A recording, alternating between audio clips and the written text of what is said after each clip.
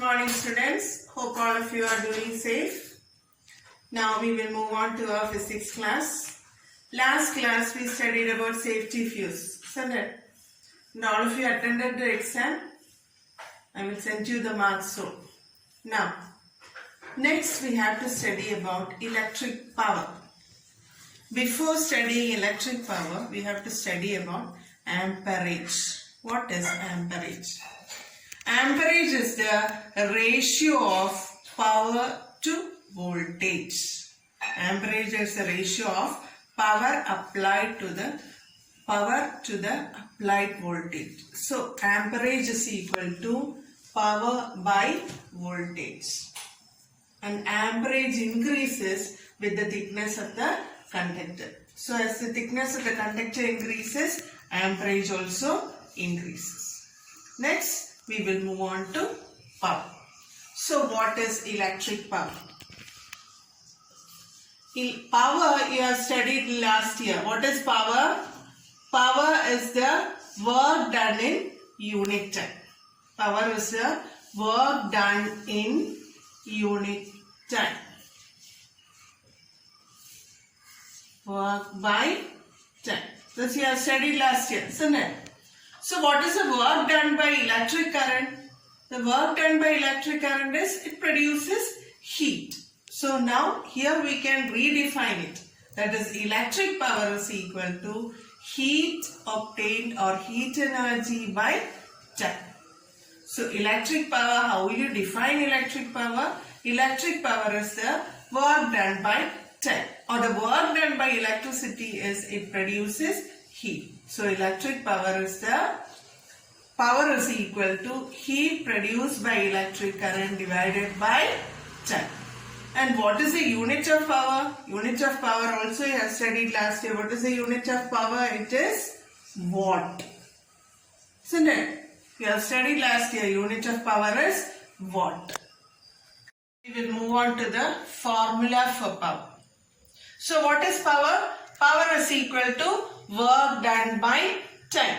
What is the work done by electric current? That is heat is produced. So power can be redefined as heat produced by time. So by Joule's law, what you have studied about heat produced, there are three formulas, isn't it? What is the first formula? I square RT. H is equal to I square RT. So again we can substitute here. So power is equal to, instead of H, what will you write? I square RT divided by T. So heat produced is I square RT by time taken. So what happens? T and T gets cancelled.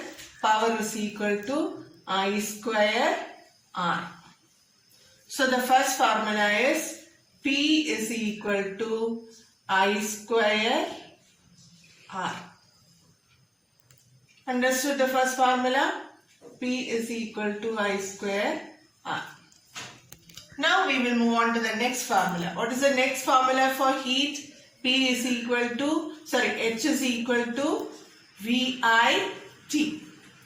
So VIT by T. What happens here? T and T gets cancelled. So P becomes VI.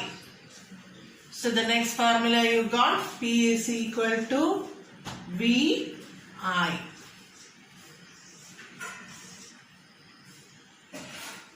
Next, there is one more formula for heat produced, isn't it? So we will substitute that formula also. P is equal to V square by R into T divided by T.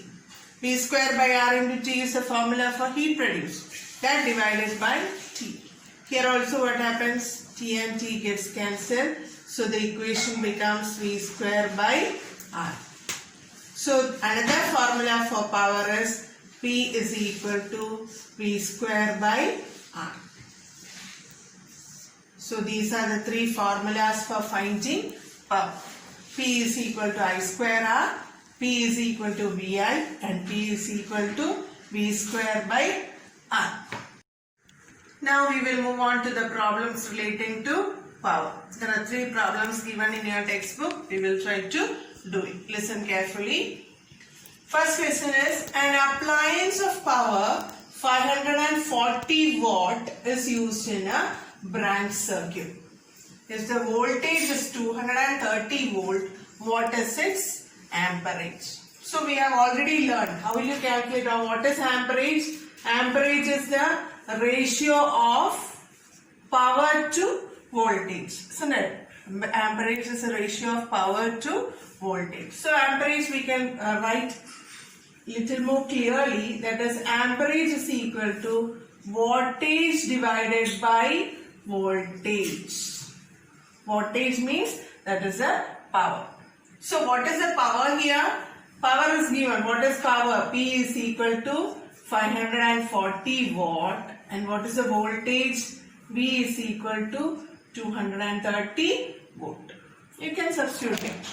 That is wattage. What is wattage? 540 divided by 230. So what happens? 0, 0 gets cancelled. Then 54 divided by 23.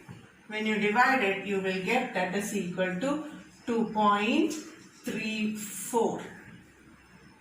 2.34 is rounded to the next figure. That will become 2.4 ampere. You cannot just write 2.34. You have to round it. So when you have studied rounding, isn't it? So 2.34 can be rounded to the next figure 2. So next problem. The heating appliance has a resistance of 115 ohm. If 2 ampere current flows through it, what is the power of the appliance? So we will write the first what is given in the question. What's given? And a heating appliance has a resistance of 115. So R is equal to 115 ohm. Then I is equal to 2 ampere. So I and R are given. You have to find the power. What's the formula for finding power? Power is equal to I square R. We can substitute here. I square, that is 2 into 115. What do you get? 115 into 4. 115 into 2 will give you 230. 230 into 2 will give you 460. What's the unit? Watt. Understood? Now, one more problem there. See, the first 2 problems are done in your textbook.